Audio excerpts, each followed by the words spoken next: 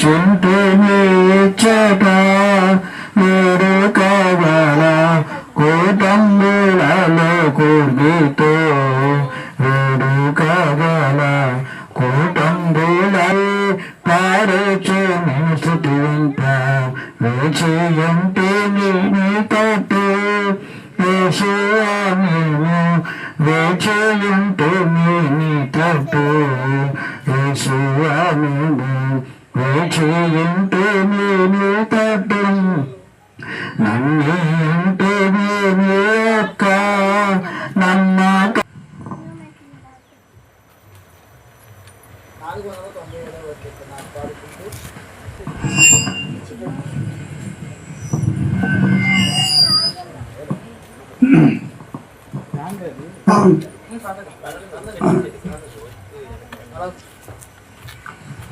400 దూత బోర నోదుచుండగా నిత్యవాసరంగు తెల్లవారగా రక్షణందు కొన్న వారి పేరు పిలుచుచుండగా నేను కూడా చేరియుందచటం నేను కూడా చేరియుందు నేను కూడా చేరియుందు నేను కోరియుందు నేను కూడా చేరియుందు నచ్చటం క్రీస్తు నందు మృతులైన వారు నేను కూడా చేరియుందు నేను కూడా చేరియుందు నేను కూడా చేరియుందు నచ్చటం కాని యేసు సేవ ప్రచారం చేయుచుండని క్రీస్తును అద్భుతంబు ప్రేమ చాటుచు కృపనందు వారి ఏడు యేసు ఇచ్చుచుండగా నేను కూడా చేరియుందు నచ్చటం నేను కూడా చేరియుందు నేను కూడా చేరియుందు నేను కూడా చేరియుందు నేను కూడా చేరియుందు నచ్చటం.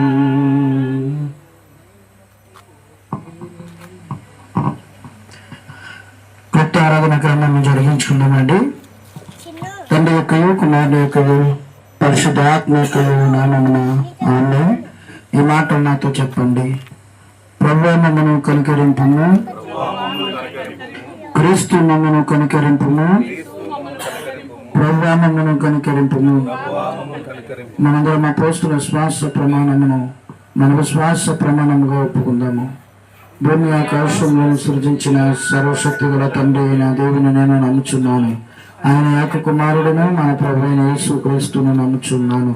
ఈయన పరిశుద్ధ ఆత్మ నా గర్భమున ధరించబడి కనైనా మరియకు పుట్టి పొంతు పిలాతు అధికారం క్రింద శ్రమపడి సిలువ వేయబడి చనిపోయి సమాధి చేయబడినను అదృశ్యలోకంలోనికి దిగినను చనిపోయిన వారిలో నుండి 3వ దినమున లేచి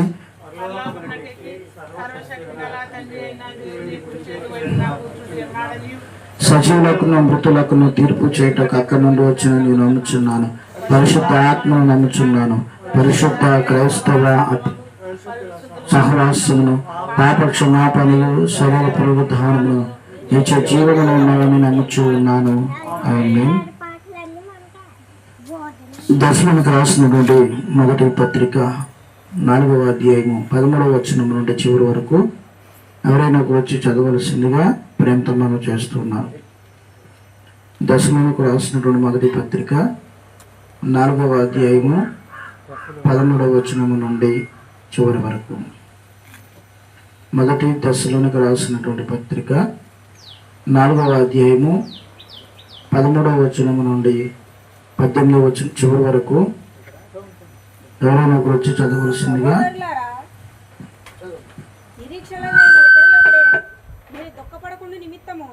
నిద్రించుచున్న వారిని గూర్చి మీకు తెలియకుండుట నాకు ఇష్టము లేదు.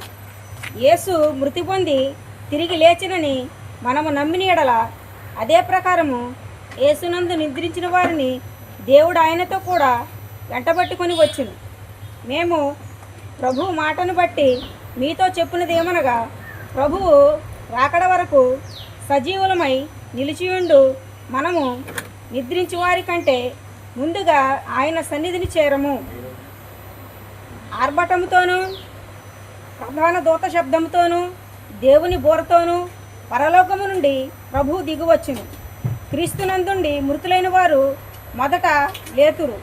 ఆ మీదట సజీవులమై నిలిచియుండు మనము వారితో కూడా ఏకముగా ప్రభువును ఎదుర్కొనుటకు ఆకాశ మండలమునకు మేఘముల మీద కొనిపోబడుదుము. కాగా మనము సదాకాలము ప్రభుతో కూడా ఉందుము. కాబట్టి మీరు ఈ మాటల చేత ఒకరినొకడు ఆదరించుకొనుడి. దేవుడు తన పరిశుద్ధవాక్యం దీవించును గాక. గత కూర్చోండి.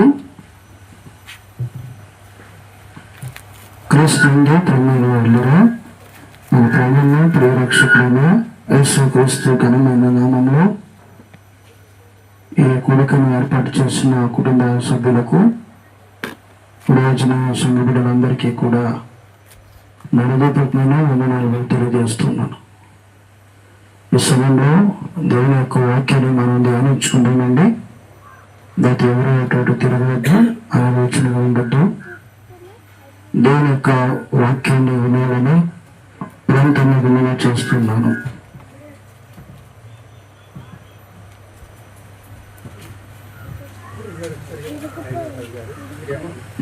దేవుని యొక్క సేవకులు మన మధ్య ఉన్నారు. గణపవారం నుండి వచ్చిన రావు గారు దేవుని యొక్క వాక్యాన్ని తెలియచేయవలసిందిగా ప్రేమిత గారిని ఆహ్వానిస్తున్నానండి.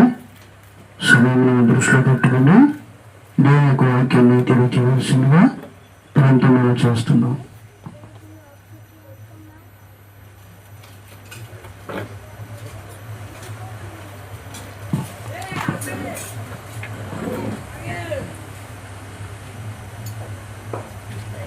పదకొండున్నర. దేవుడు నామానికి మహిమ కలుగును గాక. మరి ఈ అవకాశం కలిగిస్తున్న దేవునికి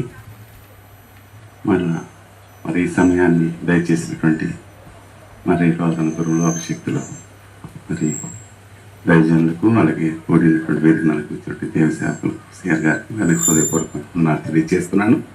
అలాగే కూడిన వారికి ఈ అవకాశాన్ని కలిగిస్తున్నటువంటి కుటుంబానికి కూడా నేను నా హృదయపూర్వకంగా వందనాలు తెలియజేస్తున్నాను. ప్రభు సన్నిధిలో నిల్చున్నటువంటి మనము కొన్ని విషయాలు జ్ఞాపకం చేసుకోవాలి. ఈ లోకంలో మనం జీవంతో ఉన్నప్పుడు మన ప్రాణం అంటే మన ఆత్మ మన శరీరంలో ఉండగానే కొన్ని విషయాలు మనము జ్ఞాపకం చేసుకుంటూ వస్తుంటాం. కానీ ఆ విషయాల్లో మనము నిలిచి ఉండడానికి మనము ఎంత ప్రయత్నం చేస్తున్నాము, ఆ ప్రయత్నము ఏ విధంగా సఫలీకృతం చేయబడుతుంది అనే విషయాన్ని ఎప్పటికప్పుడు మనల్ని మనం పరిశీలన చేసుకోవాల్సినటువంటి వారమై ఉన్నాం. మరి తల్లిగారి విషయంలో మరి ఎన్నో దినములు ప్రభువు గారి విషయంలో ప్రార్థన చేస్తాం. ఆమె గురించి మేము విన్నటువంటి మాట ఏంటంటే, తల్లి గారు ప్రార్థనా పర్రాలు. ఆమె కుటుంబం కొరకు కానీ సంఘాల కొరకు కానీ ఎప్పుడు ప్రార్థన చేస్తూ దేవుడు నాకు ఇచ్చినటువంటి దర్శనాన్ని లేకపోతే నాకు ఇచ్చిన ప్రత్యక్షతను బట్టి మనం ఇలా ముందుకు నడిచిపోవాలి, మనం ముందుకు వెళ్ళాలని తనను తాను బలపరుచుకుంటూ కుటుంబాన్ని బలపరిచిన వ్యక్తిగా సాక్ష్యాన్ని నేను విన్నాను. ఈ మాటలు నేను ఎందుకు మీకు జ్ఞాపకం చేస్తున్నానంటే, ప్రియులారా, ప్రతి వారము కూడా కుటుంబంలో మన కుటుంబాన్ని కట్టవలసిన బాధ్యత, కట్టించవలసినటువంటి బాధ్యత. దేవుడు కట్టిస్తే దాన్ని కట్టుకోవాల్సిన బాధ్యత ముఖ్యంగా కుటుంబంలో స్త్రీ మీద ఉంటుంది. అందుకనే దేవుని యొక్క వాక్యం చెప్పింది కదా, జ్ఞానవంతురాలు తన ఇల్లు కట్టుకుంటుందని. మరి తను తల్లిగారి జ్ఞానాత్మ పూర్ణురాలుగా ప్రతి విషయంలోనూ తన జీవన మరి సంబంధమైనటువంటి ప్రతి పనిలోనూ తన జీవిత భాగస్వామితో సహకరించుకుంటూ ఒకరినొకరు మరి ప్రేమించుకొనుచు వారి జీవన గమనాన్ని సాగిస్తున్నటువంటి విషయాల్లో ఆమె గురించి సాక్ష్యాన్ని విన్నప్పుడు నేను సంతోషించాను. మరి చివరి దినంలో ఉన్నప్పుడు మేము ప్రార్థించాం. కొద్దిపాటి ఆయుష్ ద్వారా తిరిగి మరి దేవుడు తన సన్నిధికి ఆమెను పిలుచుకున్నాడు. దేవుని యొక్క వాక్యం చెప్తుంది కదా, ఎప్పటికైనా మనము ఆయన దగ్గరకు వెళ్ళవలసినటువంటి వారముగా ఆయన ఆత్మ ఆయన దగ్గరకు వెళ్ళాలని దేవుని యొక్క వాక్యం చెప్తుంది. దేవుని యొక్క వాక్యంలో చెప్పండి మాట ఏంటంటే, కీర్తనలో నరులారా తిరిగి రావాలి, మనం ఈ లోకంలో ఉన్నంతసేపు యాత్రికులము పరదేశులమై ఉన్నామని దేవుని యొక్క వాక్యం చెప్పదు. కానీ మనము ఆ విషయాన్ని తెలిసి కూడా ఏం చేస్తామంటండి, పరదేశులుగా ఉండడానికి ఇష్టపడమంటండి. ఇదే శాశ్వతం అనుకుంటామంటండి. ఏమనుకుంటామంటండి, ఇదే ఈ లోకమే శాశ్వతం. దేవుని వాక్యం ఏం చెప్తుందంటే, ఇది శాశ్వతం కాదు, నీకు ఒక టూర్, కొద్ది కాలం నీకు ఒక టూర్గా నేను నీకు ఇది ఇచ్చాను. ఈ టూర్గా ఇచ్చినటువంటి ఈ స్థితిలో లేకపోతే ఈ స్థానములో నీకు కొన్ని నిర్వర్తించవలసినటువంటి క్రమాన్ని నేను నీకు చెప్పాను.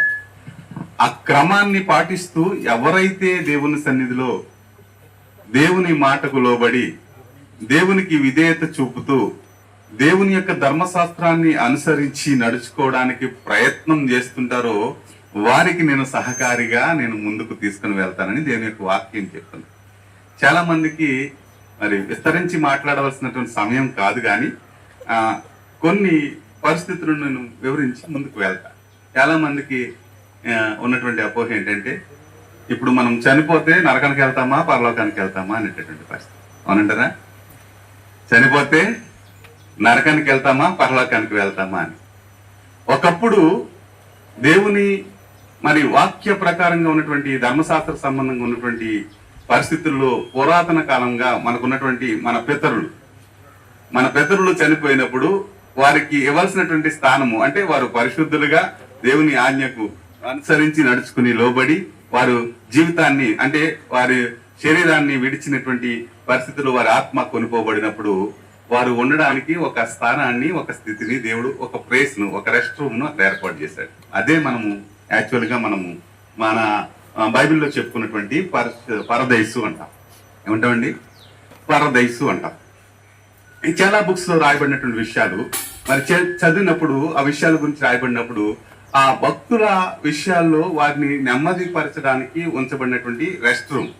ఎప్పటి వరకు ఆ రెస్ట్ రూమ్ ఉపయోగించబడింది అంటే, యేసుక్రీస్తు ప్రభుల వారు చనిపోయి ఆ అదృశ్య లోకానికి వెళ్ళి తిరిగి ఎఫెసీయులకు రాసినటువంటి పత్రికలో చెప్పబడిన మాట ఏంటంటే, ఆయన చెరగా ఎక్కడ తీసుకుపోయాడంటండి, ఆయనతో పాటు తీసుకుని పోయి పరిశుద్ధ పరలోకపు సింహాసనం కింద పెట్టాడు అని చెప్పేసి వ్రాయబడింది. ఈ మాటలు నేను ఎందుకు మీకు తెలియజేస్తున్నానంటే, మనము ఇప్పుడు చనిపోతే పరదైసులో ఉంటామా అనే అపోహ చాలా మంది ఉంది, పరలోకంలో ఉంటామా అని. కానీ యేసుక్రీస్తు ప్రభుల వారు ఒక వృత్తాంతాన్ని మనకు చెప్తూ ఉంటాడు. యేసుక్రీస్తు ప్రభుల వారు బ్రతికినంత కాలంలో ధనవంతుడు లాజరు కొరకు. ఇప్పుడు మనం చనిపోతే అంటే పాత నిబంధన భక్తులు చనిపోయినటువంటి వారికి అంటే తీర్పు జరిగిందా అంటే, యాక్చువల్ గా ఇప్పుడు జరుగుతున్నటువంటి పరిస్థితి, మనము భూమి మీద ఉండగానే తీర్పు జరిగిపోతుంది. మనము చనిపోయిన తర్వాత ఏ స్థానంలోకి వెళ్ళాలి, నరకంలోనూ ఉండాలా లేకపోతే పరలోక సంబంధం నెమ్మది పొందే స్థానంలో ఉండాలా అనేటటువంటిది ఎక్కడే మనం ఉండగానే డిసైడ్ అయిపోతుంది ఆత్మ మనం విడిచిపెట్టే సమయాన్ని. ఎందుకు నేను మాట చెప్తున్నాను, అదే వృత్తాంతం చెప్పబడినటువంటి మాట బైబిల్ గ్రంథంలో. ధనవంతుడు సుఖంగా సౌఖ్యంగా ఉన్నాడు, చనిపోయి ఎక్కడ ఉన్నాడంటండి, నరకములో అగ్నిగుండంలో మండుతున్నాడు. లాజరు అబ్రహాము రొమ్మున ఆనుకొని ఉన్నాడు, నెమ్మది పొందు స్థలాలు, నెమ్మదిగా ఉన్నాడు. ఈ విషయాలను మనం జ్ఞాపకం చేసుకుని మనము ఈ లోకములో మనలో ప్రాణము ఉన్నప్పుడు మాత్రమే వివేచన కలిగి మన క్రియలను మనము సరి చేసుకోవడానికి మనము ప్రయత్నం చేయాలి. చదివించబడినటువంటి మాట, చదవబడినటువంటి వాక్యంలో రాయబడిన మాట, నిరీక్షణ అనేటటువంటిది క్రైస్తవునికి చాలా ప్రాముఖ్యమైనటువంటిది. ఏ నిరీక్షణ కలిగి ఉండాలంటే, మనమందరము ఏదో ఒక రోజు ఈ భూమిని విడిచిపెట్టి వెళ్ళిపోవాలి, ఈ లోకాన్ని విడిచిపెట్టి వెళ్ళిపోవాలన్న విషయాన్ని అందరికీ తెలుసు. కానీ ఇప్పుడు నువ్వు చచ్చిపోతున్నావంటే ఏం చేస్తామండి, నేను ఇంకా కొంత కాలం ఉండాలి, ఇంకా కొంత ఇంతకంటే మేలైనటువంటి దానిని మనము చూడలేకపోతున్నాం. ఏం చేస్తాం, ఇదే ఉన్నతమైనదని అనుకుంటున్నాం, మనం ఇదే సంతోషకరమైనదని అనుకుంటున్నాం. కానీ దేవుడు ఇచ్చేటటువంటి సంతోషకరమైనటువంటి సంతృప్తికరమైనటువంటి జీవితాన్ని మనము నిరీక్షించి చూడలేకపోతున్నాం. కానీ అబ్రహాము నిరీక్షించి చూడగలిగాడు. ఇది శాశ్వతం కాదనుకున్నాడు, ఇది స్థిరమైనటువంటిది కాదనుకున్నాడు. కానీ అబ్రహాము చూసినటువంటి ఆ పునాదులు కలిగినటువంటి ఆ పట్టణాన్ని చూసి అతని ఆశ, అతని నిరీక్షణ, అతని ప్రతి విషయంలో ఏమి కలిగి ఉన్నాడంటే, ఇదిగో నేను ఒకనొక రోజు నాడు నేను అక్కడికి వెళ్ళగలగాలి, ఆ స్థితిని నేను కలిగి ఉండాలి. అలా కలిగి ఉండడానికి నేను ప్రభు కొరకు ఏమైనా చేయగలగడానికి నన్ను నేను సంపూర్ణంగా అప్పగించుకోవాల్సినటువంటి పరిస్థితిని మరి కలిగి ఉండడానికి ఇష్టపడాలని తన నిర్ణయం తీసుకున్నాడు. కనుకనే దేవుడు పిలవగానే స్వజనులను విడిచిపెట్టేసి వచ్చేసినటువంటి అబ్రహాము, సొంత ఇంటిని విడిచిపెట్టి వచ్చేసినటువంటి అబ్రహాము యొక్క జీవితంలో ఎప్పటికప్పుడు ప్రతి ఆశీర్వాదము ఆలస్యం అవుతుంటే విసుగు చెందిపోలేదండి. నిరాశ మనిషికి సహజం, నిరాశ వస్తుండేది. కానీ ఆ నిరాశను జయించడానికి నువ్విస్తానన్నావు కదా అనే పరిస్థితుల్లో, నువ్వు చేస్తానన్న పరిస్థితుల్లో ఆ నిరీక్షణ అబ్రహాం నుంచి ఎవరూ తీసివేయలేకపోయారు.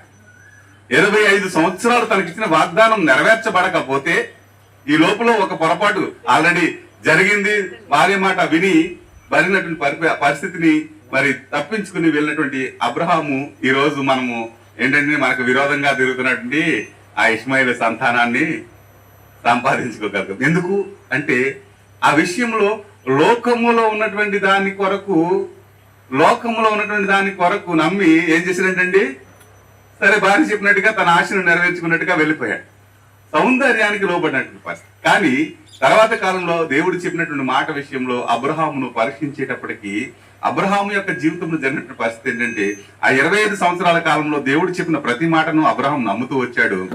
25 సంవత్సరాలు పూర్తయిపోయిన తర్వాత, దేవుడు తనకిచ్చిన వాగ్దానం నెరవేర్చబడిన తర్వాత ఇంచుమించుగా ఇంకొక 15 సంవత్సరాలు తన బిడ్డకు వయసు వచ్చిన తర్వాత దేవుడు చెప్తున్నటువంటి మాటను దేవుని సన్నిధిలో లోబడి అనుసరించడానికి ఇష్టపడ్డాడు.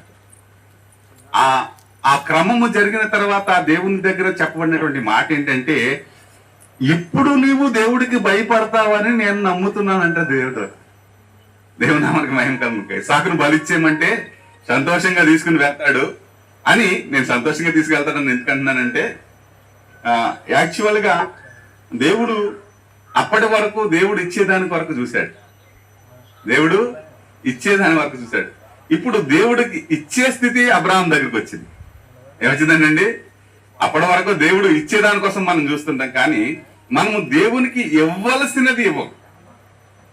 చాలాసార్లు నేను చెప్తున్నటువంటి నా వాక్యాలలో చెప్తున్నటువంటి మాట ఏంటంటే, నువ్వేదో చేయాలనుకున్నది దేవుని కొరకు చేస్తున్నావు, కానీ నేను అలా చేయాలి, నేను ఇలా ఇవ్వాలి, నేను ఇలా నడవాలి, కాబట్టి నేను నడుస్తున్నానని నీ ఇష్టాన్ని నెరవేర్చుకునేటట్టుగా నేను నడుస్తున్నావు. కానీ దేవునికి ఇష్టమైన దానిని చేయడానికి ఎప్పుడైనా నీవు ఆలోచించావా? మనం ఆలోచించామా? నాతో సహా మనం ఏం ఆలోచిస్తామంటే, ఎప్పుడైనా సరే మనం ఏం చేయాలనుకుంటే అది చేస్తాం అంతే. మనం చేయాలనుకున్నది చేయడానికి ఇష్టపడతాం అంతే. కానీ దేవుడు కోరుకుంటున్నటువంటి మార్గములో దేవుడు కోరుకున్నటువంటి దానిని నీవు ఇవ్వడానికి ఎప్పుడైనా సిద్ధపడ్డావా? ఎప్పుడైనా దేవుడు అడిగాడు అనుకోండి, ఇదిగో నీకు ఇంత బంగ్లా ఇచ్చాను కదా, ఈ బంగ్లా నాకు రాసేయండి అన్నాడు అనుకోండి, ఇంత కష్టపడి ఇన్నేళ్ళు కష్టపడి తెప్పలపడి సంపాదించుకుంటే ఈ బంగ్లా ఇచ్చేయమంటావా? నేను అంటామా అనమా? ఒకవేళ కొద్ది గొప్ప అటు ఇటుగా ఉండి పరిస్థితి అంటే, ఇచ్చింది నువ్వు తీసేసుకోవడానికైనా నేను ఎందుకు ఇవ్వాలి అంటాం. కానీ అబ్రహాము జీవితంలో మాట రాలేదు. ఇదిగో నీవు ప్రేమిస్తున్నటువంటి 25 సంవత్సరాలు కనిపెట్టినటువంటి వారసుడు నడుస్తావా? నీ వారసుడిని నాకు తీసుకొచ్చి ఇమ్మని అంటే, ఇమ్మన్న పరిస్థితుల్లో ఉన్నటువంటి అతనికి పరీక్ష ఏంటో తెలుసా? యాక్చువల్ గా మనము ఎన్నో కాలం నుంచి ఎదురు చూసి ఆ ప్రేమను పొందుకున్నటువంటి వ్యక్తి కొన్ని దినములు దూరం అయిపోతాడని తెలిసి దూరం అయిపోయిన పరిస్థితి వస్తే మనం ఎంత కుమిలిపోతున్నాం. ఈరోజు ప్రభం గారి విషయంలో కుటుంబం ఎంత కృంగిపోయి కుమిలిపోయి ఉంటుంది. ఎప్పటికీ స్టిల్లో ఇంచుమించు 12 నెలలు గడిచిపోయింది. కానీ అబ్రహాముతో చెప్పిన మాటను బట్టి అబ్రహాము నలిగిపోలేదా అంటే మానసికంగా నలిగిపోయినట్టు కానీ ఏ పరిస్థితుల్లో కానీ వాక్యంలో రాయబడలేదు. దేవుడు మాట చెప్పిన వెంటనే అలాగే అన్నదంట. తన భార్యకు తెలియనివ్వలేదు, తన ఎవరికంటండి పనివారికి తెలియనివ్వలేదు. తను తీసుకున్నటువంటి నిర్మాణాన్ని, నిబంధనను, దేవుడు చెప్పిన మాటను విని మొట్టమొదటిగా అంటే ఆదిలో నువ్వు నీ స్వజనులను విడిచి వెళ్ళిపోమన్నటువంటి మాట ఎలా చేస్తే విడిచిపెట్టి రావడానికి ప్రయత్నం చేసేసాడో, అలాగే కొడుకును తీసుకుని బలి అర్పించడానికి బయలుదేరిపోయినటువంటి ఆ అబ్రహాము ఎన్ని రోజులు పరీక్షించబడ్డాడంటండి? 3 రోజులు దినమంతా ప్రయాణం వెళ్ళారంటండి బలి ఇవ్వడానికి. మన జీవితంలో ఏదైనా శోధన పరిస్థితి వస్తుందని చెప్తే 1 గంట మనము సహనం కలిగి ఉండలేం. 1 గంట సహనం కలిగి ఉన్నాం. ఒక దైవజనుడు చెప్తూ ఉన్నాడు, అబ్రహాము ఏమైనా సరే ఇచ్చేయాలి నేను అనుకున్నాడంట. ఏమనుకున్నాడండి? ఏమైనా సరే ఇచ్చేయాలి ఖచ్చితంగా దేవుడు కోరుకున్నాడు కనుక ఇప్పుడు దాకా దేవుడి చేయి నా పైన ఉంది, ఇప్పుడు నా చేయి దేవుని పైన ఉంటుంది, దేవుని చేతి పైన నా చేయి ఉంటుంది కనుక నేను ఖచ్చితంగా ఇచ్చేయాలనుకుని ఎద్దబడిపోయి దేవుని మాట వినలేకపోయి, అంటే 2 సార్లు పిలిచిట్టుంటుందండి. అబ్రామా అబ్రామా ఏంటండి, అబ్రామా అబ్రామా ఆగు అన్న మాట 2 సార్లు ఎప్పుడు పిలుస్తారండి? ఎప్పుడు పిలుస్తారు? ఒకసారి పిలిస్తే వినకపోతే తొందరపడి ఏం పిలుస్తాం? 2సారి పిలుస్తాం. అక్కడ రాయబడి ఉంటుంది అబ్రామా అబ్రామా ఆగు అంటే ముందు ఆల్రెడీ పిలవబడుతున్నాడు కానీ తన దృష్టి ఎక్కడ లేదంటండి. ఇది సాను చేయాలి. ఏం చేయాలంటండి? మనకి ఇష్టం లేని పని దేవుడు అడిగాడు అనుకోండి, అంటే మన సంతోషాన్ని కలగజేసేటటువంటి, మనకు జీవితంలో ఈ లోకంలో సంతోషాన్ని కలగజేసే దేవుడు ఇచ్చేయమని అనుకోండి, దేవుడు మనసు మార్చుకుంటాడేమని పొద్దున్న నుంచి సాయంత్రం దాకా అటు తిరుగుతాం, ఇటు తిరుగుతాం, ఇంకోటి తిరుగుతాం, ఇటు తిరుగుతాం, అటు తిరుగుతాం. కానీ అబ్రహాం అలా చేయలేదండి. సిద్ధపరిచాడు, కొడుకును బంధించాడు, కట్టెలు పేర్చమన్నాడు, రాళ్ళు పేర్చమన్నాడు, కట్టెలు పేర్చమన్నాడు, కొడుకుని నువ్వే ఆ బలిపోషమన్నాడు, కట్టాడు, పడుకోబెట్టాడు.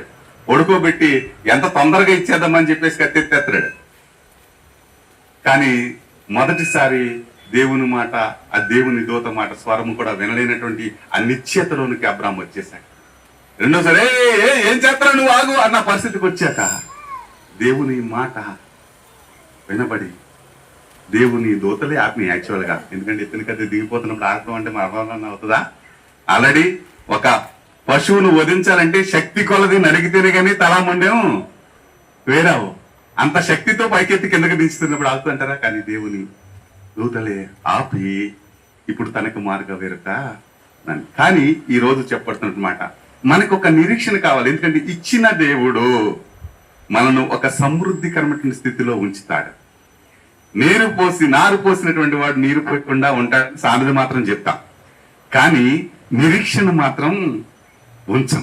ఈ నిరీక్షణ ఎందుకు ఉంచాలి అంటే దేవుడు చెప్పిన ప్రతిదీ మన జీవితంలో నెరవేరుస్తాడని మనము పరిపూర్ణంగా నమ్మితే ఉంచగలుగుతాం. కానీ మన నమ్మకలో పరిపూర్ణత ఉండట్లేదు, మన విశ్వాసంలో పరిపూర్ణత ఉండట్లేదు, మనము పరిస్థితులు, మనం ఆలోచనలో పరిపూర్ణత ఉండట్లేదు. మన జీవితంలో మేలు జరిగినప్పుడు ఒక పరిపూర్ణత, దాని నుంచి శోధనలోనికి వెళ్ళినప్పుడు ఇంకొక పరిపూర్ణత. వీళ్ళరా చాలా జాగ్రత్తగా గమనించాలి. గమనించాలి, పర్వాలేదు.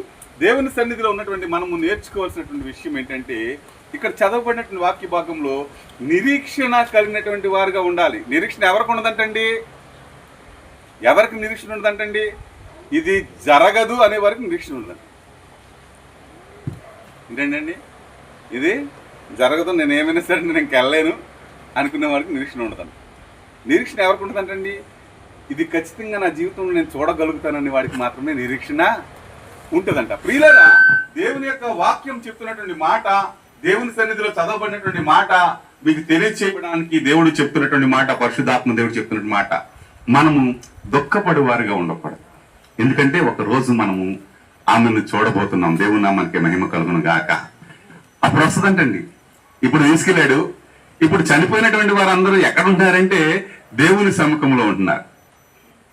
ఎవరు ఉంటారు అంటే యేసుక్రీస్తు ప్రభు అని నోటితో ఒప్పుకొని ఎవరైతే రక్షణ పొందుతాడో, ఆ రక్షణ పొందినటువంటి వాడు ఆ రక్షణలో కొనసాగుతున్నప్పుడు దేవుని యొక్క ఆత్మ చేత ఎవరైతే నింపబడతారో వారు దేవుని రాజ్యాన్ని స్వతంత్రించుకుంటారంట. అంటే చనిపోగానే దేవుని యొక్క ఆత్మ నెమ్మది పొందు స్థానానికి వెళ్తుంది.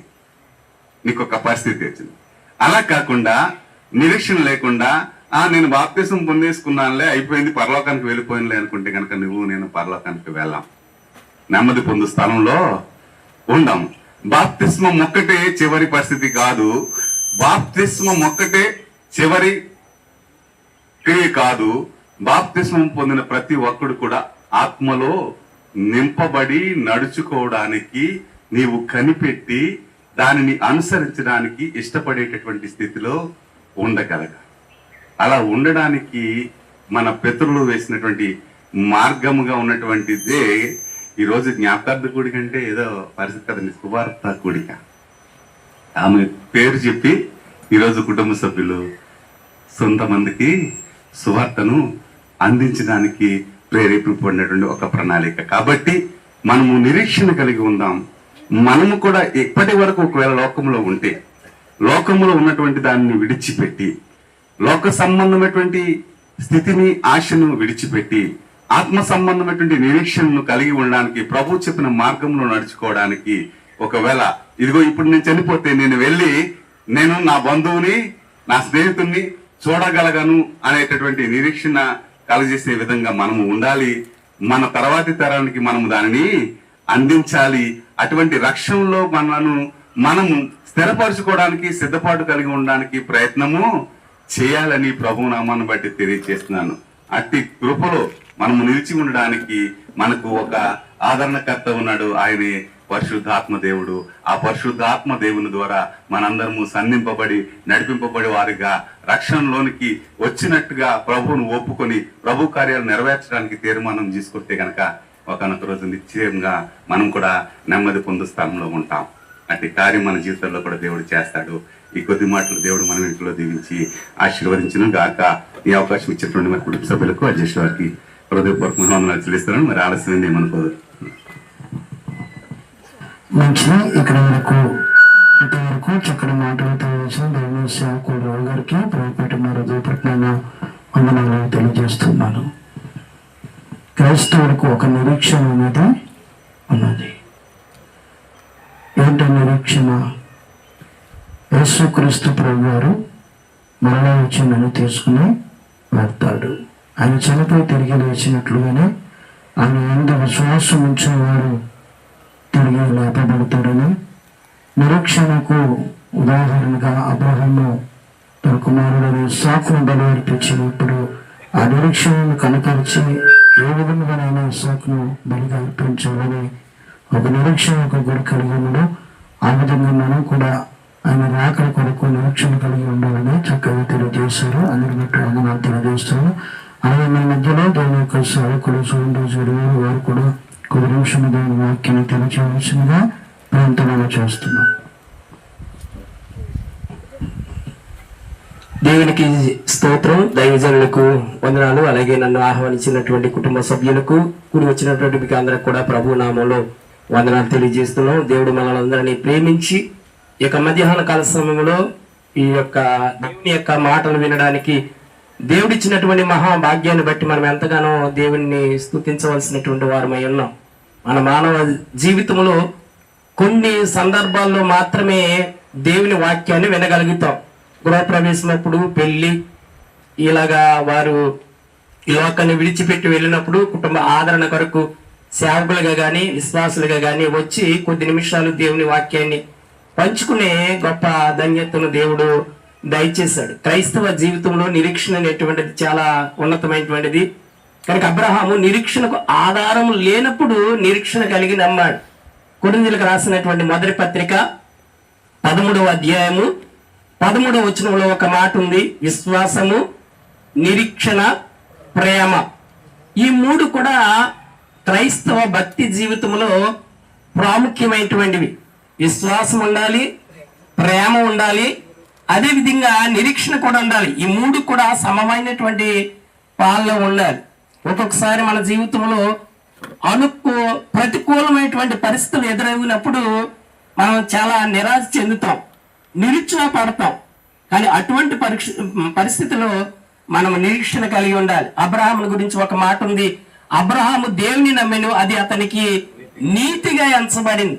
అబ్రహాము 25 సంవత్సరాలు నిరీక్షించాడు. మన జీవితాల్లో కూడా కొన్ని సందర్భాల్లో ప్రార్థన పెట్టుకుంటాం, ప్రార్థన చేసుకుంటాం, 1 నెల 2 నెలలు కనిపెడతాం, అయ్యో 2 నెలలు బట్టి ప్రార్థన చేస్తున్నాం, దేవుని మందిరానికి వెళ్తున్నాం, దేవునికి భాగం ఇస్తున్నాం, ఏంటి జరగలేదు అని ఒక్కొక్కసారి మన హృదయంలో నిరాశ ఎదురవుతుంది.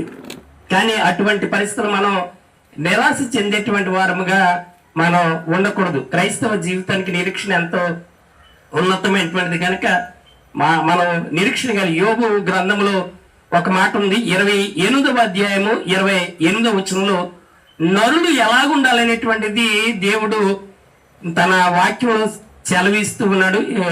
యోబు గ్రంథం 28వ అధ్యాయము 28వ వచనం.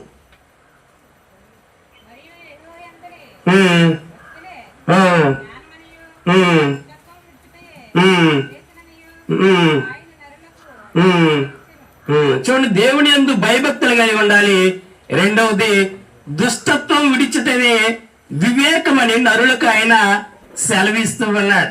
చూడండి, మన బిడ్డలు, చిన్న బిడ్డలను మనకంటే ప్రయోజకులుగా ఉండాలి, మనకంటే ఉన్నతంగా ఉండాలని మంచి స్కూల్లో మనం చేర్పిస్తాం. అలాగే మనం ప్రతి ఆదివారం దేవుని మందిరానికి వెళ్తాం, దేవుని సన్నిధికి వెళ్తూ ఉంటాం. మన బిడ్డలు కూడా తీసుకువెళ్ళి మనం ఎలాగ ఉండాలని దేవుడు నరులకు సెలవిస్తున్నాడంటే భయభక్తులు కలిగి ఉండాలి. భయము అంటే దేవుడు చేయొద్దన్న దాన్ని మానివేయాలి, భక్తి అంటే దేవుడు చేయమన్న దాన్ని చేయాలి.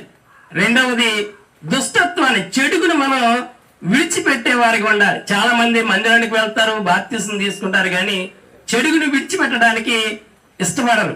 కానీ ఈయన యోబు 28:28 ఉంది, యెహోవా యందు భయభక్తులు కలిగి ఉండాలి, దుష్టత్వం విడిచితే వివేకమని నరులకు ఆయన సెలవిచ్చుచున్నాడు అని. కనుక దేవుడు సెలవిచ్చినటువంటి మాటలను మనం అనుసరించేవారుగా, అంగీకరించేవారుగా ఉండాలి.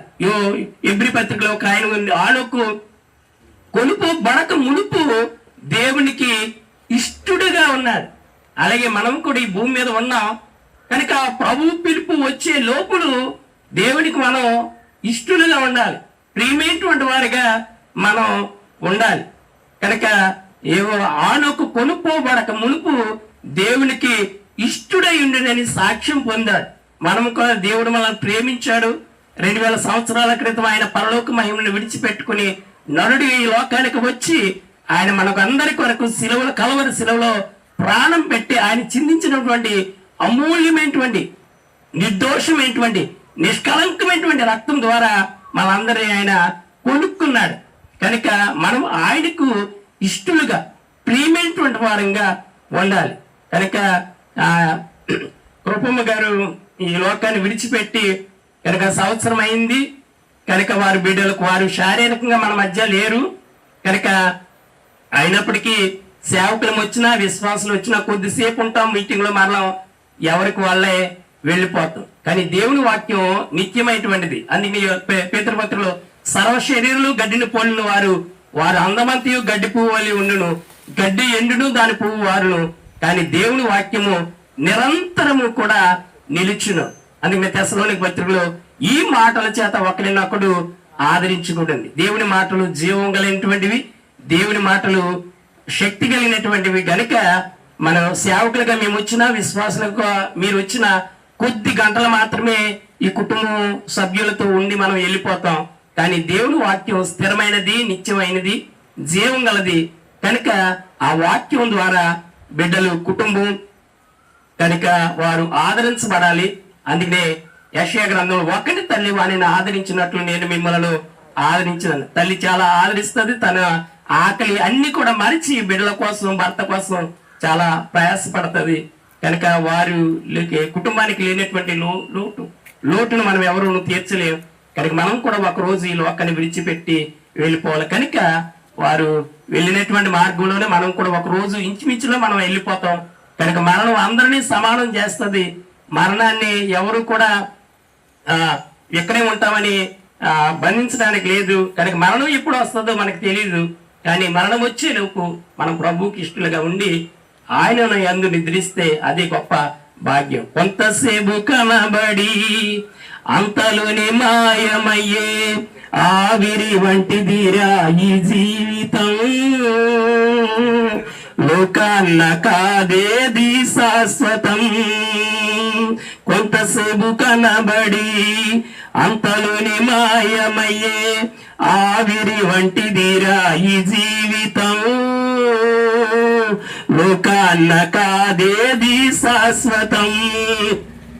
ఎదురవుతారెందరూ ఈ ప్రయాణములు, నిలచేది ఎందరూ నీ అక్కరలో. ఎదురవుతారెందరూ ఈ ప్రయాణములు, నిలచేది ఎందరూ నీ అక్కరలో. వచ్చేదెవరు నీతో మరణము వరకు, వచ్చేదెవరు నీతో మరణము వరకు. ఇచ్చేదెవరు ఆపై నిత్య జీవము నీకు, ఇచ్చేదెవరు ఆపై నిత్య జీవము నీకు. యేసే నిజ దేవుడు నిత్య జీవమిస్తాడు, మరణమైన జీవమైన నిన్ను విడువడు. యేసే నిజ దేవుడు నిత్య జీవమిస్తాడు, మరణమైన జీవమైన నిన్ను విడువడు. మంచిగా చక్కగా మాటలు తెలియజేసిన సోమరాజు గారికి హృదయపూర్వకమైన వందనాలు తెలియజేస్తున్నానండి. ఈ లోకంలో మన యొక్క జీవిత యాత్ర ఏ విధంగా ఉంటుంది, ఏ విధంగా ఉండాలి? ఈ లోకంలో మనిషి బ్రతికినంత కాలం కూడా దేవుని యందు భయభక్తులు కలిగి ఉండటయే, చెడుతనమును విసర్జించుటయే వివేకము. అది దేవునికి ఇష్టమైన జీవితం అని చాలా చక్కగా తెలియజేశారు. అదే రీతిగా ఈ సమయంలో స్థానిక వ్యవసాయ గారు పౌలు గారు కూడా దేవుని యొక్క వాక్యాన్ని తెలియజేయవలసిందిగా ప్రభుత్వం వారిని ఆహ్వానిస్తున్నాను.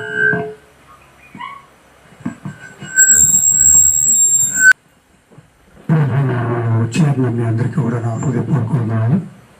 అలాగే మన అయ్యగారికి కూడా, అధ్యక్షుల వారికి, దేశ సేవకులకు కూడా నా హృదయపూర్వకన్నాను. మరణం అనేటువంటిది అందరికీ సహజం. రోమా 9:27 తెలియపరుస్తున్నట్లుగా అది ఒక శాస్త్రంగా ఉంది. కాబట్టి మరణాన్ని ఎవరు ఆపలేము. అయితే నేను సిస్టర్ గారి గురించి నేను కొద్దిగా చెప్పాలి. సిస్టర్ గారు మా చర్చికి రావడం, ఈ పెంటపాడు వచ్చినప్పటి నుండి కూడా ఆ పెంటపాడు లూథరన్ చర్చిలోనే వారు ఉండటం అనేటువంటిది జరిగింది. చనిపోయే వరకు కూడా మరి ఎంతో విశ్వాసంతో సిస్టర్ గారు ఉండేవారు. వారు మంచానికి పడిన తర్వాత ఎక్కువ రాలేకపోయారు, కానీ మంచాన్ని పడక వరకు కూడా వారు చర్చికి రెగ్యులర్గా వస్తూ ఉండేవారు. మరి ప్రతి విషయంలో, ప్రతి కార్యక్రమాల్లో కూడా పార్టిసిపేట్ చేస్తూ ఉండేవారు. వారు అయ్యగారు చెప్పినట్టుగా చాలా విశ్వాసరాలు అయినప్పటికీ మరి వారికి కలిగినటువంటి అనారోగ్యాన్ని బట్టి మరి ఎవరు ఏమీ దాన్ని చేయలేము. ప్రార్థన చేసుకుంటూ ఉండేవారు, మమ్మల్ని కూడా చేయమనేవారు. మరి అన్నయ్య గారు కాస్త నా గురించి ప్రార్థన చేస్తూ ఉండండి అని వెళ్తూ వస్తూ ఉన్నప్పుడు కనిపించినప్పుడల్లా చెప్తూ ఉండేవారు. మరి ఎవరు ఏం చేసినప్పటికీ కూడా దేవుని చిత్తం అది.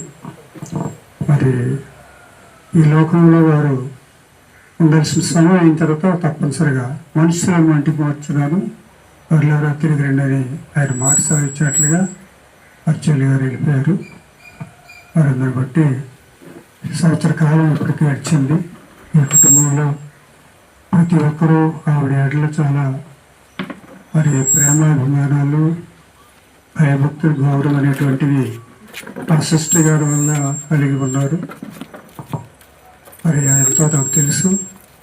పిల్లలు పెళ్లి చేసినప్పుడు కూడా అదే ఆలోచనతో మాకు ఉండేవారు. మరి ఇటువంటి సిస్టర్ గారు పోవడం ఇప్పుడు కుటుంబంలో మరి వారికి ఇబ్బంది. ఏదైనప్పటికీ తప్పదు. మరి మనుషులు అంతేకాకుండా మరి సిస్టర్ గారు చాలా ఎంతో మరి ప్రతి కార్యక్రమానికి కూడా చందాలు ఇవ్వటమే కాదు కానీ విశ్వాసంతో వచ్చేవారు. ప్రతి ఒక్కరితో కూడా చాలా అన్యోన్యంగా ఉండేవారు. అది అయినప్పటికీ మరి దేవుడు పిలుచుకున్నారు. సరే అయితే మరి మనం జ్ఞాపకం చేసుకుంటే మరి యెహోవా భక్తుల మరణం ఆయన దృష్టికి విలువైనది. మరి చెల్లిగారు కూడా నీతిమంతుడి జ్ఞాపకం చేసుకున్నట ఆశీర్వాదకరమని మనం చెప్పుకోవచ్చు. ఈరోజు ఇంకా మనం విషయానికి వెళ్ళినట్లయితే మరి చెల్లిగారి విశ్వాసాన్ని బట్టి మనం చూసినట్లయితే యోహాను సువార్త 11వ అధ్యాయంలో మనం ఒక మాట చూస్తాం.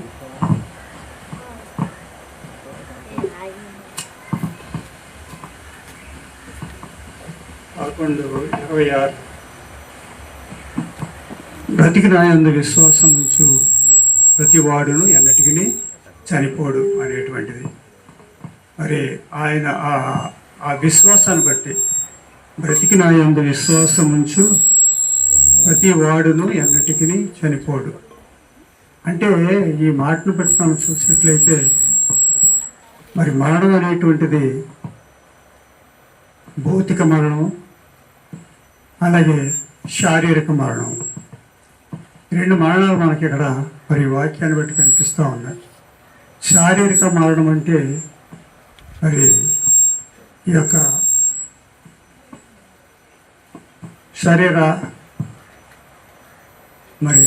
శరీరాన్ని ఈ యొక్క శరీరాన్ని విడిచి వెళ్ళిపోవటం. అలాగనే భౌతిక మరణం అంటే దేవుని యొక్క సన్నిధి నుండి విడిచి వెళ్ళిపోవడం. ఇది రెండు మరణాలుగా నాకు తెలుస్తూ ఉంది. ఏది అయినప్పటికీ మనం బ్రతుకున్నప్పుడు చూసినట్లయితే ఎఫెసీ పత్రికలో మనం చూస్తాం.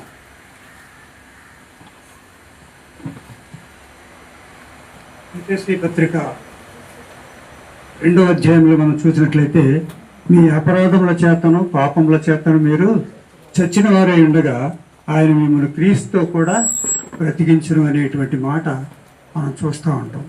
కాబట్టి మరి చెల్లిగారు ఎంతో విశ్వాసంతో దేవుని యందు భయభక్తులు కలిగి ఈ సంసారాన్ని కూడా మరి చక్కగా మరి నిర్వర్తించి బిడ్డల్ని పెంచుకోవటంలో కూడా చాలా మరి ముందు ఉన్నారని నేను నమ్ముతున్నాను.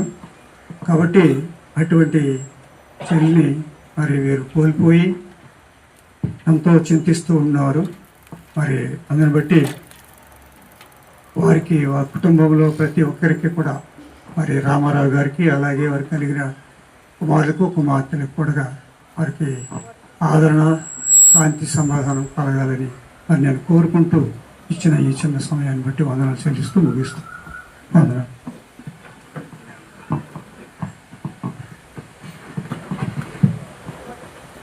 మంచిది. చక్కటి దేవుని యొక్క వాక్యాన్ని అలాగే తల్లిగారి గురించి చక్కని సాక్ష్యాలు కూడా తెలియజేసినటువంటి సిఆర్ గారికి ప్రభుత్వ మెరుగైన వందనాలు తెలియజేస్తున్నాం. మరింత భక్తితో విశ్వాసంతో ప్రార్థన జీవితాన్ని కలిగి ప్రతి కార్యక్రమానికి తన వంతు సహకారాన్ని అందిస్తూ దేవుని యొక్క సన్నిధానంలో విశ్వాసగా తల్లి బ్రతికారని చక్కటి సాక్ష్యాన్ని మనం ఉన్నాము. వాక్యం కూడా సెలవిస్తుంది, మనిషి చనిపోయిన తర్వాత మనిషి కూడా వెళ్ళేది ఏంటండి? ఏమంటారు? మనిషి కూడా చెప్పాలి, వారి క్రియలు వారి వెంట పోతున్నవి. మనం చనిపోయిన తర్వాత మన క్రియలను గురించి అనేకులు మాట్లాడుకుంటారు. అనేకులు సాక్ష్యం ఇస్తారు. మంచి క్రియలు చేస్తే మంచివాడని, చెడ్డ క్రియలు చేస్తే అటువంటి వాడురా ఇటువంటి వాడురా అలాగని చెప్తారు. ఈ లోకంలో మనము ఏ పేరు సంపాదించుకునే వాళ్ళని మనం ఉన్నాం. ఏ పేరు మనము సంపాదించుకునే వాళ్ళని మనం ఉన్నాం. నేను సురేమని అంటాడు, సుగంధ తైలము కంటే మంచి పేరు మేలు. ఈ లోకంలో బ్రతికినంత కాలము శరీరం మీద సుగంధ తైలాలు పోసుకొని మనం వెళుతూ ఉంటే ఆ వాసనకు, ఆ సెంటు కొంపుకి చక్కగా అందరూ వాడు చూడండి ఎంత ఖరీదైనటువంటి అని చెప్పుకుంటారు. అది కాదు ముఖ్యం. చనిపోయిన తర్వాత మంచి పేరు మేలు, మంచి పేరు మేలు. కాబట్టి మరణం అనేది ప్రతి మనిషికి వస్తుంది. మరణం అనేది ప్రతి మనిషికి వస్తుంది. మరణమును రుచి చూడక బ్రతుకు నరుడెవడు అంటాడు భక్తుడు. మరణమును రుచి చూడక బ్రతుకే నరుడెవడు అంటే మరణం అనేది ప్రతి మనిషికి వస్తుంది, ప్రతి మానవునికి వస్తుంది. ఏమచేతనంటే మనిషి చేసిన అపరాధాన్ని బట్టి, మనిషి చేసినటువంటి పాపాన్ని బట్టి దేవుడు మానవులను శపించాడు. దేవుడు మరణాన్ని కలుగు చేయలేదు. దేవుడు మరణాన్ని వినాలి, దేవుడు మరణాన్ని కలుగు చేయలేదు. దేవుని యొక్క శాపమే ఈ మరణం. నువ్వు మన నుండి తీయబడ్డావు కనుక తిరిగి మనైపోతావు. ఎందుకు మనైపోతావు? ఎందుకు మనైపోతావు? ఒకటి, ఆజ్ఞను అతిక్రమించాడు. ఆజ్ఞను అతిక్రమించాడు, పోనీ తప్పు చేశాడు. తర్వాత దేవుడు ఒక ఛాన్స్ ఇచ్చాడు, ఒక అవకాశం ఇచ్చాడు. అదమా అదమా అదమా నీ స్వరం ఉన్నప్పుడు చెట్టు చాటున నేను దాక్కుంటున్న దిగంబరిని అని తెలిసింది. నువ్వు దిగంబరు అని నీకు ఎవరు చెప్పారు నువ్వు ఎదరికి రా అంటే తన పాపాన్ని ఒప్పుకోలేదు. ఏం చేసుకున్నాడు? దాచుకున్నాడు. ఏమన్నాడు? నువ్వు నాకు ఇచ్చిన ఈ స్త్రీయే. ఒకప్పుడేమన్నాడు? ఆదాము ఈ స్త్రీ ఎవరో నీకు తెలుసా అనగానే ఏమన్నాడు ఆదాము? అబ్బా నా ఎముకలలో ఎముక, నా మాంసంలో మాంసం, ఇది నాలుగులో నుండి తీపడే కనుక నాదే అన్నాడు దేవుడితోటి. అన్నాడా లేదా? అన్నాడా? అవనవసరం బాగా చెప్తున్నారు. నాది అన్నాడు. తప్పు చేసిన తర్వాత ఏమన్నా తెలుసా? నువ్వు ఇచ్చిన స్త్రీ నాకేం తెలుసు అన్నాడు. నువ్వే ఇచ్చావు, నువ్వు ఇచ్చిన స్త్రీయే, నువ్వే ఇచ్చావు అంటే తప్పెవరిదే? అందుకని దేవుడు అన్నాడు, నువ్వు మట్టి నుండి తీయబడ్డావు కనుక తిరిగి మనైపోతావు.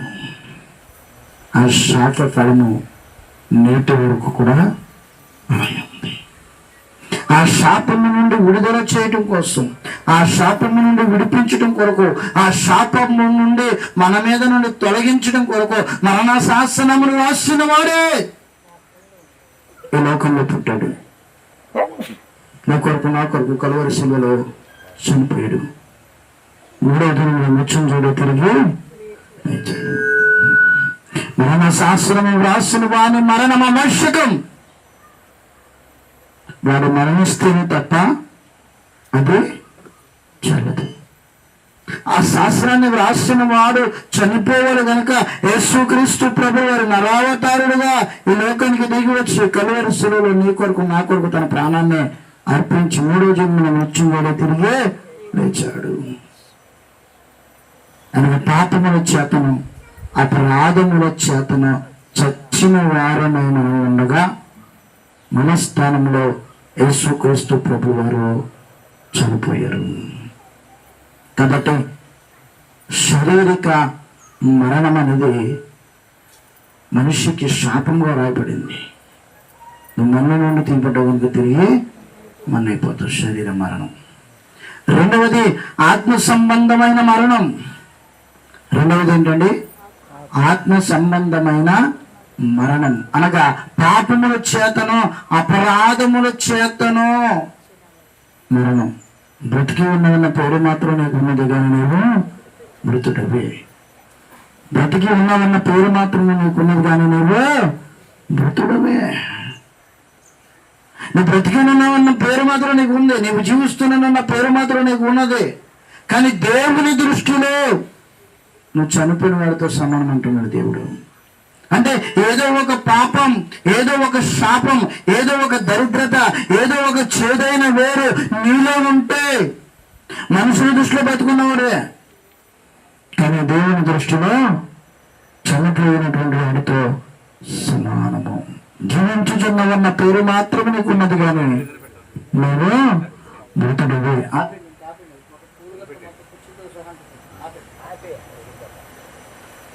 ఆపేయండి. జీవించుచున్నవన్న పేరు మాత్రం నీకు ఉన్నది కానీ నువ్వు మృతుడివే. ఒకటి శారీరక మరణము, రెండవది ఆత్మ సంబంధమైన మరణం, మూడవది శాశ్వతమైన మరణం. మూడవది ఏంటి? శాశ్వతమైన మరణము. ఆ మరణము ఎవరు పొందకూడదనే ఈ ప్రయాస, ఈ ప్రార్థన, ఈ స్వార్థ కోరిక, ఈ జీవగ్రంథం. ఏంటి శాశ్వతమైన మరణం అంటే? అగ్ని ఆరదు, పురుగు అంటే ఎవరు? ఎవరండి? పురుగు ఎవరు? మనమే. అగ్ని ఆరదు, ఆత్మ చావు. అగ్ని ఆరదు, అది కాల్తూనే ఉంటుంది నిత్యం, యుగ జగాలు తరతరాలు అది కాల్తూనే ఉంటుంది. ఆత్మ కూడా చావు అనేది లేదు, అగ్నిగుణంలో కాల్తూనే ఉండవలసిందే. ఆ శాశ్వతమైనటువంటి మరణాన్ని ఎవరు రుచి చూడకూడదని యేసుక్రీస్తు ప్రభువు కలువరి శిలువ తన ప్రాణాన్ని అర్పించాడు. కాబట్టి మనము శరీర మరణము పొందక మునుపే శాశ్వతమైన నిత్య జీవాన్ని మనం స్వతంత్రించుకోవాలి. ఇందాక రవయ్య గారు అదే చెప్పారు, చనిపోక ముందే, మరణించక ముందే, చనిపోక మునిపే మనం ఎక్కడికి వెళ్ళాలో నిర్ణయం చేసుకోవాలి. నేను చనిపోయిన తర్వాత మారుమనసు పొందుతాను, చనిపోయాక రక్షణ పొందుకుంటాను, చనిపోయాక మారుమనసు పొందుకుంటాను అంటే ఎవరు నీకు సువార్త చెప్పరు, ఎవరు నీకు బాప్తిసం ఇవ్వరు. నువ్వు రక్షణ పొందడానికి ఏమాత్రం అవకాశం లేదు. నువ్వు చనిపోక మునిపే, నువ్వు మరణించక మునిపే, శారీరకంగా దేవుడు నిన్ను పిలువక మునిపే యేసుక్రీస్తు ప్రభుల వారిని సొంత రక్షకుడి కింద నీవు అంగీకరించాలి. యేసుక్రీస్తు ప్రభుల వారిని సొంత రక్షకుడి కింద నువ్వు అంగీకరించి విశ్వాసిగా, భక్తిగా, యథార్థంగా నువ్వు జీవిస్తే ఒకవేళ ప్రభువు పిలిచినా నువ్వు ధన్యుడివే. కారణం తెలుసా? ఆయన మధ్యాకాశానికి వచ్చి కడబోరు శబ్దం ఊదినప్పుడు మొట్టమొదట ఎవరు లేస్తారంట? ఎవరు లేస్తారు? క్రీస్తు యేసునందు మృతులైన వారు మొదట లేపబడతారు. మధ్యాకాశంలో యేసుక్రీస్తు ప్రభు వారిని కలుసుకుంటూ వెళ్ళిపోతారు. అప్పటికి సజీవులుగా ఉంటే, అప్పటికి బ్రతికే ఉన్నవారు కనురెప్ప పాటులో మార్పు చెంది ఈ క్షయమైన దేహం ఎక్కడ విడిచిపెట్టబడుతుంది? అక్షయతను ధరించుకుని రెండవ గుంపులో మధ్యాకాశంలో ఉన్నటువంటి యేసుక్రీస్తు ప్రభువుని కలుసుకోవడానికి వెళ్ళిపోతుంది. కాబట్టి ఒక విశ్వాసి చనిపోయినా బ్రతికినా మంచిదే దేవుని కోసం.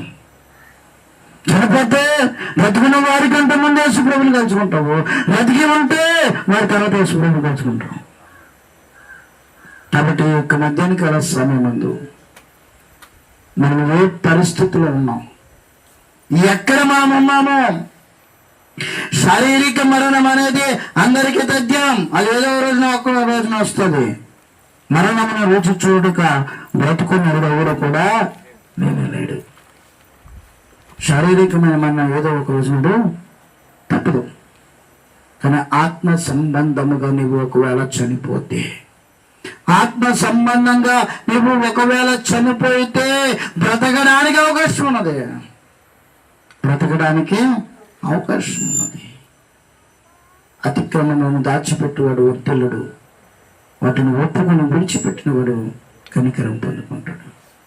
మనము పాపము ఒప్పుకొని ఎడల ఆయన నమ్మదగిన వాడు కనుక మన సమస్త పాపములన్నింటినీ కూడా క్షమించి ఆయన శిలువ రక్తము చేత కడిగి శుద్ధీకరించి మనలను పవిత్రపరుస్తాడు. యేసు రక్తము ప్రతి పాపముల నుండి మనలను పవిత్రులుగా చేస్తుంది.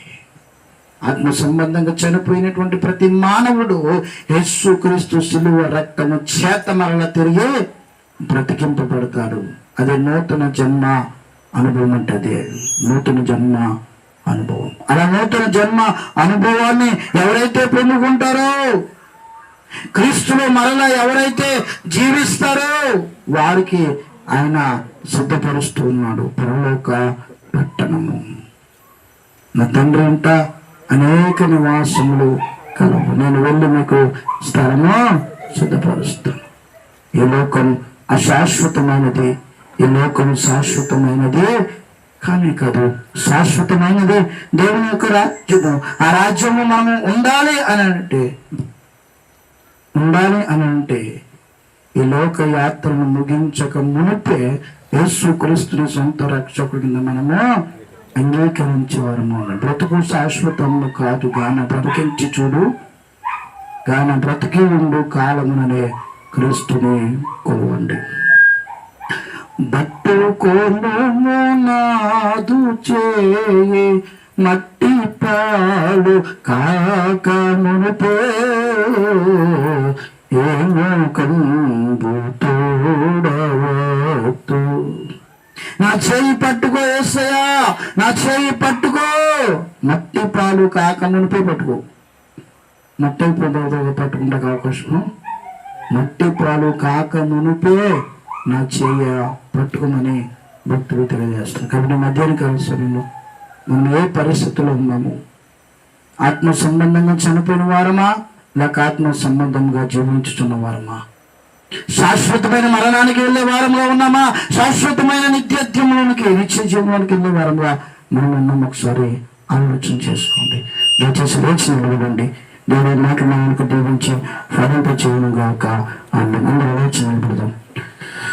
మరణము రుచి చూడక బ్రతుకే నరుడెవడు, కలకాలని లోకంలో ఉండే స్థిరుడెవడు. చిన్న పెద్ద తేడా లేదు మరణానికి, చిన్న పెద్ద తేడా లేదు మరణానికి. కులమతాలు అడ్డం కాదు శ్మశానానికి, కులమతాలు అడ్డం కాదు శ్మశానానికి. ఏ జీవితం విలువైనది, నరులారా రంగని సెలవైనది, దేవుని సెలవైనది. ముగింపు ప్రార్థన దేవుని ఆశీర్వాదంతో మనం సెలవు తీసుకుందామండి. దయతో కళ్ళు మూసుకుని తల ఉంచుని ప్రార్థన చేసుకున్నాం. సెలవు ముగింపు ప్రార్థన చేస్తారు.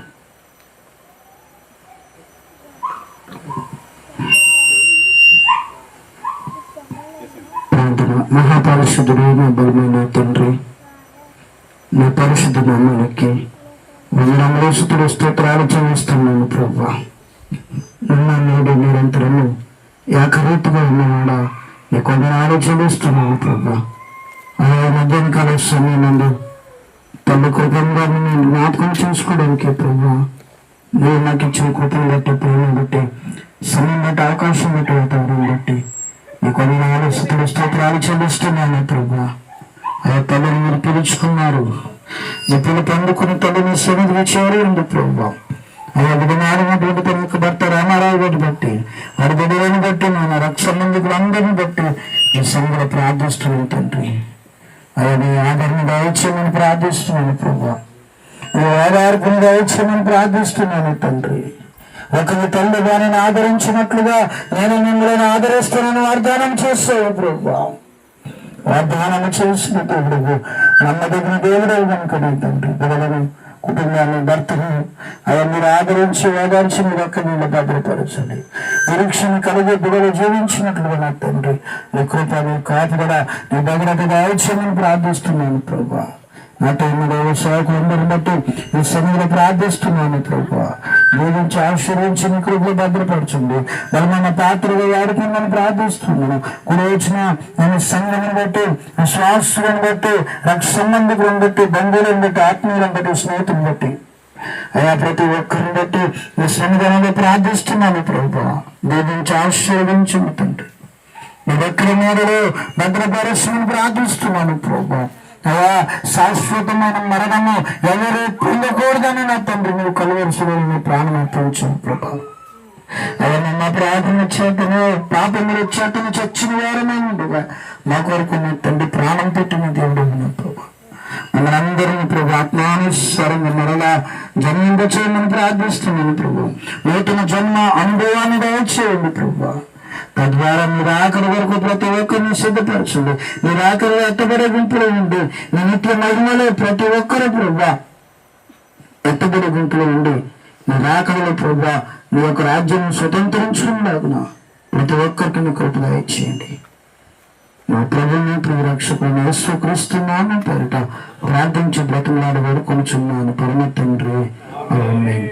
పరలోకమందున మా తండ్రి, నీ నామము పరిశుద్ధపరచబడును గాక, నీ రాజ్యం వచ్చును గాక, నీ చిత్తము పరలోకమున నెరవేర్చినట్టు భూమి మీద నెరవేరును గాక. నేడు మానవుడు దయచేయము. నాకు ప్రార్థన చేసిన వారు మనం క్షమించుము. మనుష్యులకి తగు దృష్టిని తప్పించుము. రాజ్యము, శక్తి, మహిమలు నిరంతరమైనవి నా తండ్రి. ఆమేన్. మన తండ్రి నా దేవుడి ప్రేమ, ప్రభువైన యేసుక్రీస్తు యొక్క కృప, పరిశుద్ధాత్మని యొక్క అన్ని సహవాసము, ఆదరణ ఇప్పుడు ఎల్లప్పుడూ సదాకాలము కృపను గర్భుడు మారినటువంటి కుటుంబ సభ్యులకు కూర్చుడికి సదాకాలంతో నేను నడిపించును గాక. ఆమేన్. ఆమేన్. ఆమేన్. అందరికీ అనుగుణండి. ఎవరైనా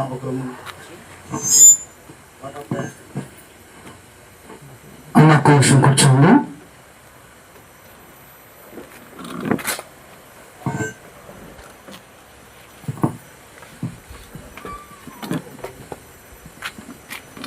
మరి మొట్టమొదటిగా దేవునికి నా వేలాది వందనాలు తెలియజేసుకుంటున్నానండి.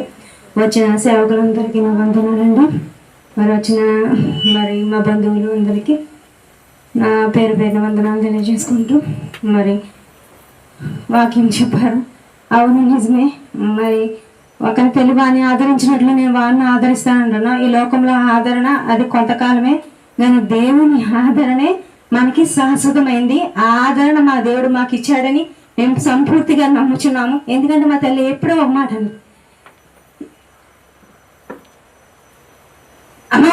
దేవుని బాధలు పెట్టుకోండి, దేవుడు నీకు కావాల్సింది ఇస్తాడమ్మా అన్నాడు. దేవుడిని విడిచిపెట్టద్దు అలాగే మాకేమి ఇవ్వలేదు, కానీ దేవుడిని విశ్వసించింది అవును. మొట్టమొదటిగా మా తల్లి ద్వారా మేమందరం రక్షణ పొందామని మేము నమ్ముచున్నాము. మరి మా అమ్మ బ్రతుకున్నప్పుడు మా నాన్న చచ్చికొచ్చేవారు కదండి. నేను అందరి గురించి ప్రార్థన చేస్తున్నాను, అందరింటికి వెళ్తున్నాను, కానీ మీ నాన్న మార్చలేకపోతున్నాను. మీ నాన్న రావట్లేదని చాలా బాధపడేది. మరి మా అమ్మ చనిపోయిన తర్వాత, నీసం పడిన తర్వాత మా నాన్నగారు కూడా మరి ఇంట్లో ప్రార్థన చేసేవారు. మరి బాగా ఫెయిత్ఫుల్గానే ఉంటారు, కానీ ప్రేయర్కి మాత్రం వచ్చేవారు కదండి. మరి ఆయన తర్వాత చర్చికి రావడం జరిగింది. మరి మా అమ్మ ఖచ్చితంగా ఇదిగో దేవుని ఎంత నిద్రించిన వారు ఖచ్చితంగా దేవుని దగ్గర ఉంటారండి. నిజంగా మా అమ్మ దేవుని దగ్గర ఉంటుంది, అందులో మాత్రం మాకు ఎటువంటి సందేహం లేనే లేదు. ఎందుకంటే మనం స్థితించిన జీవితం దానికి మాకు అర్థమవుతుంది.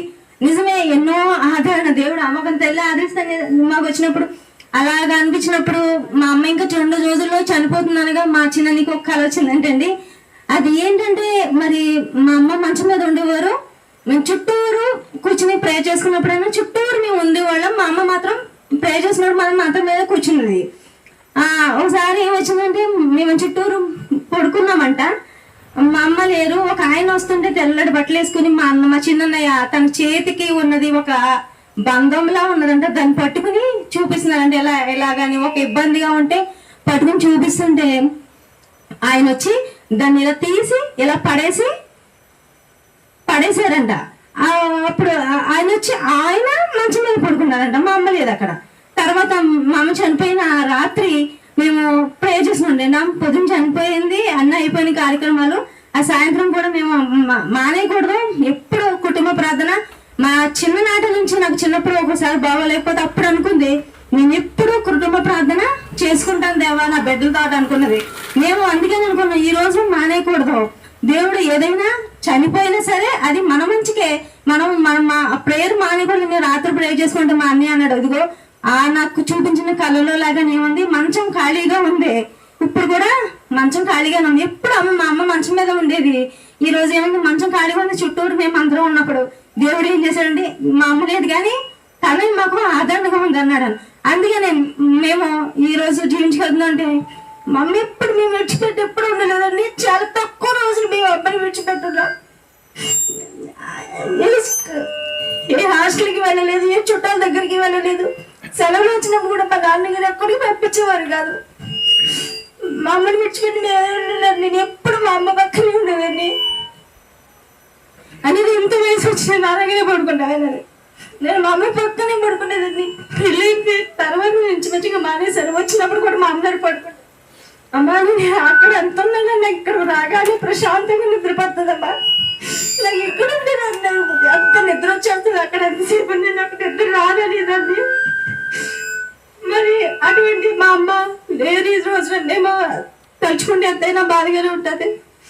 కానీ ఒకసారి వచ్చి అంటుందమ్మా, మీరు బాధపడకండి, మీరు బాధపడతారు, నేను బాధపడతాను. సరే కానీ మేము అమ్మని మానేసాము. కానీ మరి అందరూ వచ్చారు, ప్రే చేసుకుంటున్నాం. మా దేవుడు మాకు ఆదరణగా ఉన్నాడని మరి మా కోసం ప్రార్థించండి. వచ్చిన వారందరూ, మరి ముఖ్యంగా వచ్చిన వారందరికీ పేరు పేరు వందనాలు చెప్పుకుంటున్నానండి. అందరికీ వందనాలు. ఆమె మరి అందరికీ భోజనం రెడీగా ఉందండి. వచ్చిన వారందరూ తప్పక భోజనం చేసి వెళ్ళాల్సిందిగా నా కుటుంబం తరపున అందరికీ కోరుకుంటున్నాను. వందనాలు.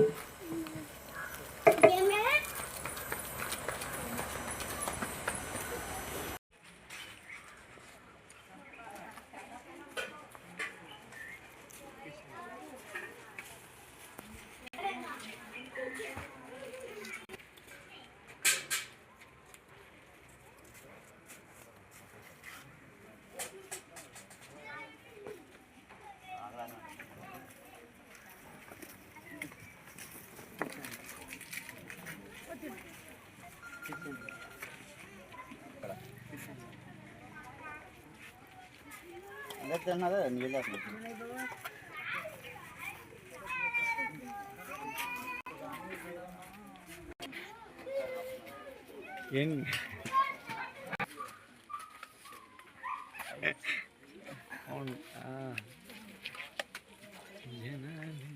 నీరసంగా ఉంటుంది అంటున్నారు.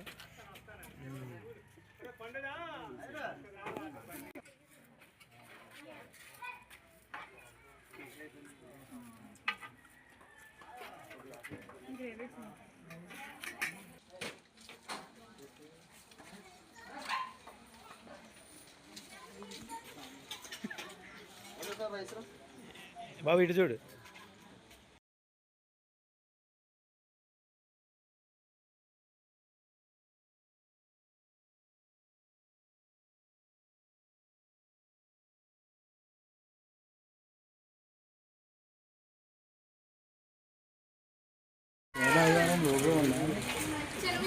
చిన్ను నువ్వు అప్పుడు తినేస్తున్నావా?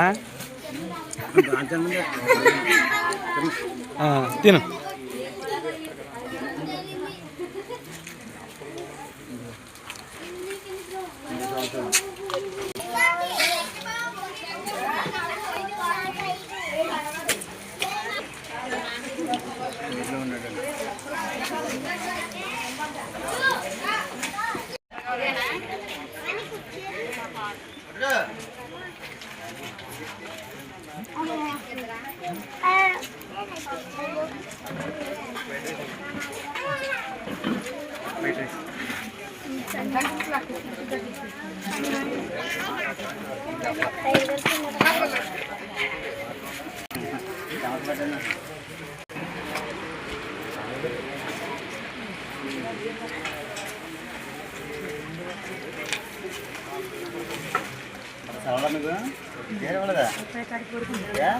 పిల్లలకి ఇచ్చేసారు నీ గురించి కాదు మాకెందుకు పిల్లలు డ్రైవర్లు ఉంటాయి.